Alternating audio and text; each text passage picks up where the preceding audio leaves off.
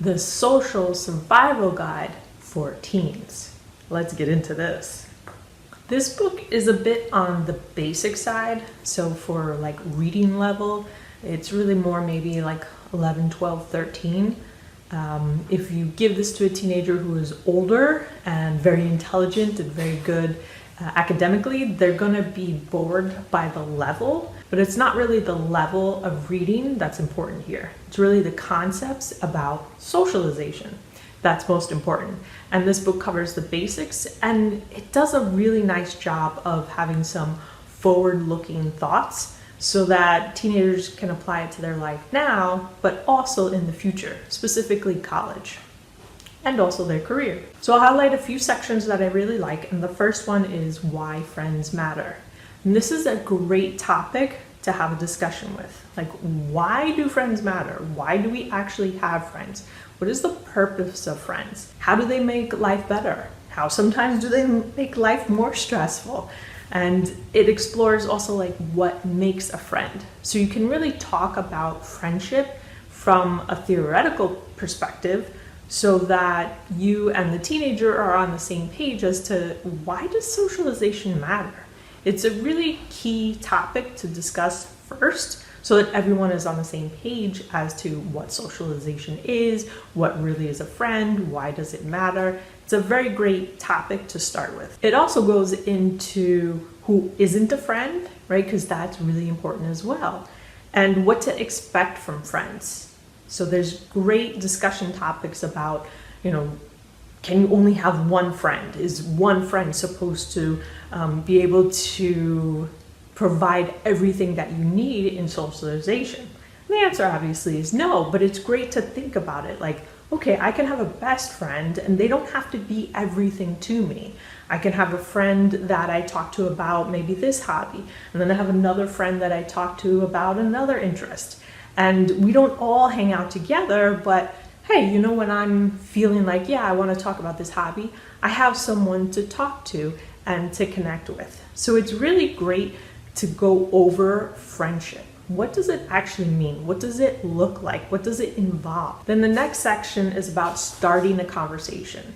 And this is great for either high school, for college, when you start a new job, right? You might be encouraging your teenager, or you yourself might be like, hey, you know what? I want to get out there. I want to try having friends and just try some new things that are brought up in this book. And one of the topics is starting a conversation. So how do you start a conversation?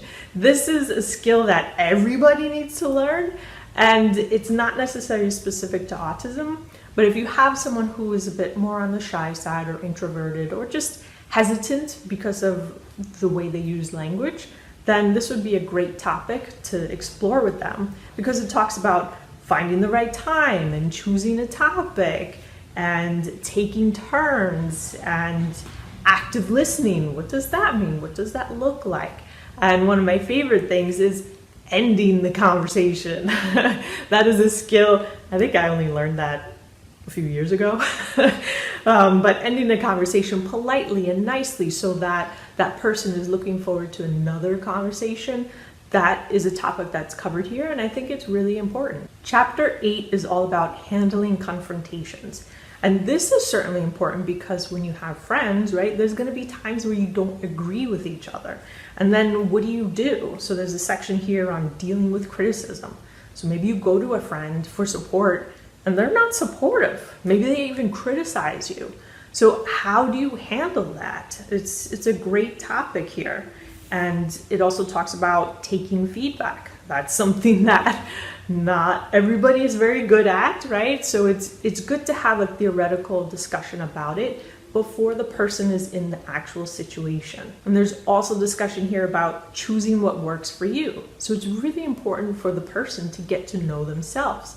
Like, what works for them? What kind of feedback is constructive to them, so that if their friend is starting to give them feedback, they could be like, the best way I receive feedback is blah, blah, blah, blah.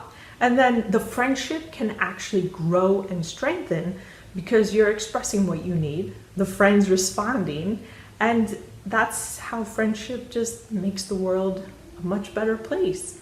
So it's good to have this discussion with your teenager before they're in the actual situation. Because when we don't know how to handle certain things, then we have kind of primal reactions, and a lot of times that doesn't go well with friends. So it's always good to kind of think, discuss, have a plan, have an idea of how we're going to handle situations, and then when they come up, it's like, oh yeah, I know what to do. Also, another topic is about it's okay to say no. So that's really important to discuss with our teenagers, that it's okay to say no to, let's say, hanging out with a friend, or maybe they're doing something and you're like, I don't want to do that, and it doesn't feel good. So again, they have to know themselves quite well, but then it's okay to say, no, I'll hang out with you tomorrow, and be able to handle that situation and handle it with grace and ease so that the friendship continues. And then one of my favorite topics in this book is making amends. So we all make mistakes, we all goof up, we all do the wrong thing with our friends, and it's important to know, okay, that doesn't mean the friendship is over. Let me figure out how to make amends. If I did something wrong, let me own up to it. Let me make amends. So it talks about apologizing, what that looks like, how to have a conversation about apologizing. And then it also goes into if you let someone down.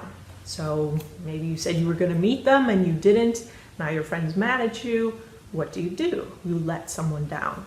What's the best way to handle that situation so that you can continue to grow that friendship? I also love how they have here when not to apologize, right? So we're not always wrong, and it's important to acknowledge that. And of course, the discussion would not be complete if it didn't talk about accepting an apology. So maybe your friend does something and you're just like, wow, that really hurt me.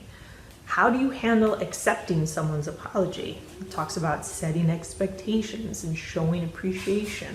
These are all topics that are important to continue the friendship.